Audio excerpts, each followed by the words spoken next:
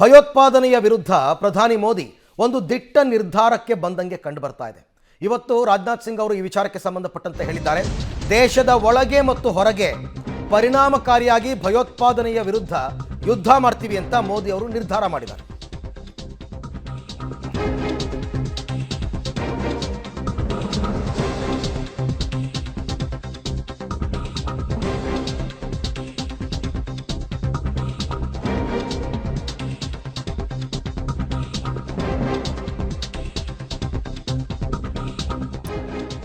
ಇದು ಹಳೆ ಭಾರತ ಅಲ್ಲ, ನವಭಾರತ. ನವಭಾರತ ಪರಿಣಾಮಕಾರಿಯಾಗಿ ಕ್ರಮವನ್ನು ಕೈಗೊಳ್ಳುತ್ತೆ.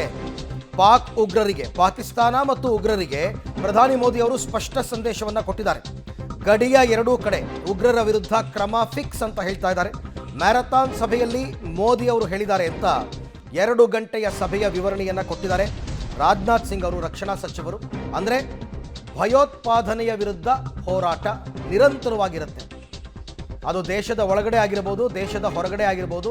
ಯಾರೇ ನಮ್ಮ ದೇಶವನ್ನು ಕೆಣಕೊಂಡು ಬಂದರೆ, ಭಯೋತ್ಪಾದನೆಯ ಮುಖಾಂತರ ಭಾರತದ ಬುಡವನ್ನು ಅಲ್ಲಾಡಿಸ್ಬಿಡ್ತೀವಿ ಅಂತ ಬಂದರೆ ಅದಕ್ಕೆ ನಾವು ಅವಕಾಶವನ್ನು ಕೊಡಲ್ಲ, ಯಾವುದೇ ಕಾರಣಕ್ಕೂ ಕೊಡಲ್ಲ, ಯುದ್ಧವನ್ನು ಮುಂದುವರಿಸ್ತೀವಿ ಅಂತಕ್ಕಂಥ ಲೆಕ್ಕಾಚಾರ.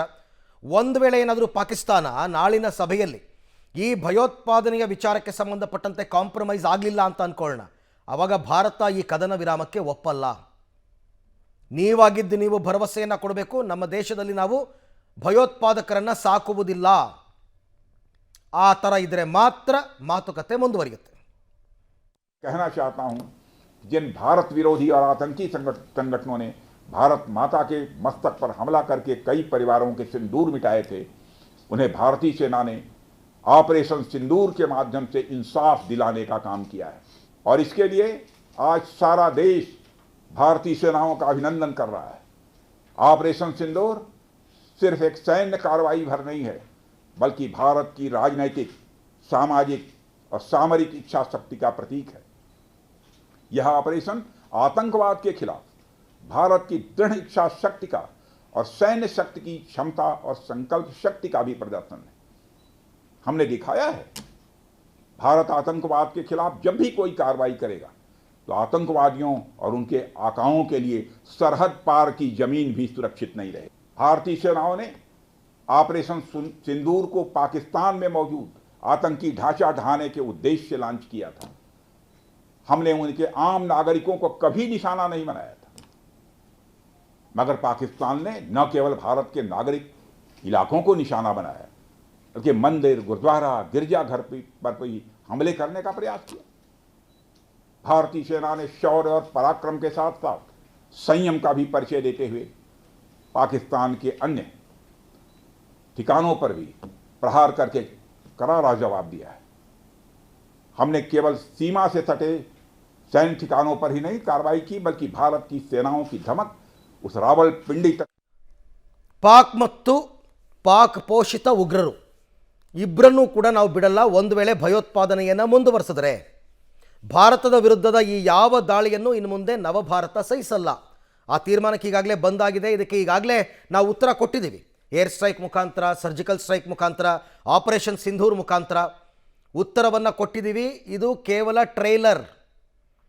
ಒಂದು ವೇಳೆ ಏನಾದರೂ ಮತ್ತೊಂದು ಸರ್ತಿ ಇಂಥ ಘಟನೆಗಳು ನಡೆದರೆ ಜಮ್ಮು ಕಾಶ್ಮೀರದಲ್ಲಾಗಿರ್ಬೋದು ಅಥವಾ ದೇಶದ ಬೇರೆ ಯಾವುದೇ ಭಾಗದಲ್ಲಾಗಿರ್ಬೋದು, ನಾವು ಸಹಿಸಲ್ಲ ಅಂತಕ್ಕಂಥ ಸಂದೇಶ.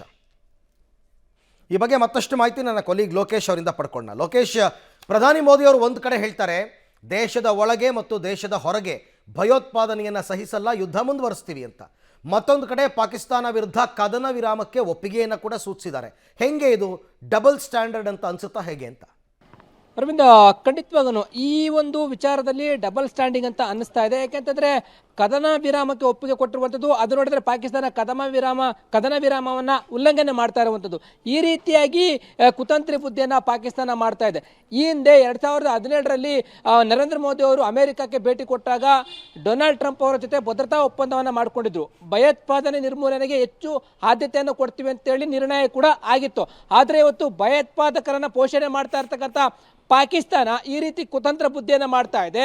ಅದೇ ಅಮೆರಿಕ ಅಧ್ಯಕ್ಷರು ಇವತ್ತು ಕದನ ವಿರಾಮಕ್ಕೆ ಎರಡೂ ರಾಷ್ಟ್ರಗಳು ಒಪ್ಕೊಂಡಿವೆ ಅಂತ ಹೇಳ್ತಾ ಇದ್ರು. ಆದರೆ 12ನೇ ತಾರೀಕು ಇರುವಂಥ ಮಾತುಕತೆಯಲ್ಲಿ ಭಯೋತ್ಪಾದನೆಯನ್ನು ಪೋಷಣೆ ಮಾಡಬಾರ್ದು, ಮತ್ತು ಭಯೋತ್ಪಾದಕರಿಗೆ ಪೋಷಣೆಯನ್ನು ಮಾಡ್ದೇ ಭಯೋತ್ಪಾದಕ ನಿಗ್ರಹ ಮಾಡಬೇಕು, ಆ ರೀತಿಯಂಥ ಒಪ್ಪಂದವನ್ನು ಮಾಡಿಕೊಂಡ್ರೆ ಮಾತ್ರ ಕದನ ವಿರಾಮಕ್ಕೆ ಭಾರತ ಒಪ್ಪಿಗೆ ಕೊಡ್ತತೆ ಅಂತ ಅನ್ನಿಸ್ತಾ ಹೋಗ್ತಾ ಇದೆ. ಇಲ್ಲದೆ ಹೋದರೆ, ಒಪ್ಪದೇ ಇದ್ದರೆ ಮತ್ತೆ ಆಪರೇಷನ್ ಕಾರ್ಯಾಚರಣೆಯನ್ನು ಭಾರತ ಮಾಡುತ್ತೆ ಅನ್ನುವಂಥದ್ದು.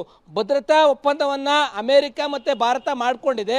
ಅದರ ಆದ್ಯತೆ ಮೇರೆಗೆ ಭಯೋತ್ಪಾದನೆ ಯಾವುದೇ ಆದರೂ ಕೂಡ ರಾಷ್ಟ್ರಗಳಲ್ಲಿ ಭಯೋತ್ಪಾದನೆ ನಿರ್ಮೂಲನೆ ಮಾಡುವಂಥದ್ದು ಪ್ರಮುಖ ಆದ್ಯತೆ ಅಂತ ಒಪ್ಪಂದ ಆಗಿದ್ರೂ ಕೂಡ ಕದನ ವಿರಾಮವನ್ನು ಘೋಷಣೆ ಮಾಡಿ ಈ ರೀತಿ ಕುತಂತ್ರ ಬುದ್ಧಿಯನ್ನು ಪಾಕಿಸ್ತಾನ ಮಾಡ್ತಾ ಇರುವಂಥದ್ದು. ಹಾಗಾಗಿ 12ನೇ ತಾರೀಕಿನ ಸಭೆಯಲ್ಲಿ ಇದು ಪ್ರಮುಖವಾಗಿ ಅಂಶವನ್ನಾಗಿ ತೆಗೆದುಕೊಂಡು ಭಯೋತ್ಪಾದನೆ ಚಟುವಟಿಕೆಗಳು ಸ್ಟಾಪ್ ಆಗಬೇಕು, ಏನಾದರೂ ಮುಂದುವರೆದ್ರೆ ಭಾರತ ಇದೇ ರೀತಿಯಾಗಿ ದಾಳಿಯನ್ನು ಮಾಡ್ತಾ ಹೋಗುತ್ತೆ ಅನ್ನೋದು. ಆದರೆ ನರೇಂದ್ರ ಮೋದಿ ಅವರು ಹೇಳೋ ಪ್ರಕಾರವಾಗಿ ಇಲ್ಲೇ ಒಳಗಡೆ ಮತ್ತು ಗಡಿಯ ಭಾಗಗಳಲ್ಲಿ ಎಲ್ಲೇ ಕೂಡ ಭಯೋತ್ಪಾದಕ ಚಟುವಟಿಕೆಗಳಾದರೂ ಕೂಡ ಭಾರತ ಸುಮ್ಮನೆ ಕೂರೋದಿಲ್ಲ ಎನ್ನುವಂಥದ್ದು. ಈ ಹಿಂದೆ ಮುಂಬೈ ದಾಳಿ ಇರ್ಬೋದು ಅಥವಾ ಪಟ್ಟಣ ವಾಯುನೆಲೆ ಮೇಲೆ ದಾಳಿ ಆದಂಥ ಸಂದರ್ಭದಲ್ಲೂ ಕೂಡ ಭಯೋತ್ಪಾದನೆಯನ್ನು ಗಿಡಮೂಲವಾಗಿ ಕಿತ್ತು ಬಿಸಾಕ್ತೀವಿ ಅಂತಲೂ ಕೂಡ ಹೇಳಿದ್ರು. ಇದು ನವಭಾರತ, ಇಂತಹ ಚಟುವಟಿಕೆಗಳು ಭಯೋತ್ಪಾದನೆಗೆ ಅವಕಾಶ ಕೊಡೋದಿಲ್ಲ ಅಂತೇಳಿ ಪ್ರಧಾನಿ ನರೇಂದ್ರ ಮೋದಿ ಅವರು ದಿಟ್ಟ ನಿರ್ಧಾರವನ್ನು ತೆಗೆದುಕೊಂಡು ಭಯೋತ್ಪಾದನೆ ನಿರ್ಮೂಲನೆ ಮಾಡಲಿಕ್ಕೆ ಇನ್ನು ಮುಂದೆ ಹೊಸ ರೀತಿಯಾದಂಥ ಕಾರ್ಯಾಚರಣೆಗಳನ್ನು ಮಾಡಬೇಕಾಗುತ್ತೆ ಅಂತೇಳಿ ಶತ್ರು ರಾಷ್ಟ್ರಕ್ಕೆ ಎಚ್ಚರಿಕೆಯನ್ನು ಕೊಟ್ಟಂತೆ ಇದೆ. Aravind. Right, thank you Lokesh, ತಮ್ಮೆಲ್ಲ ಮಾಹಿತಿಗೆ ಧನ್ಯವಾದ.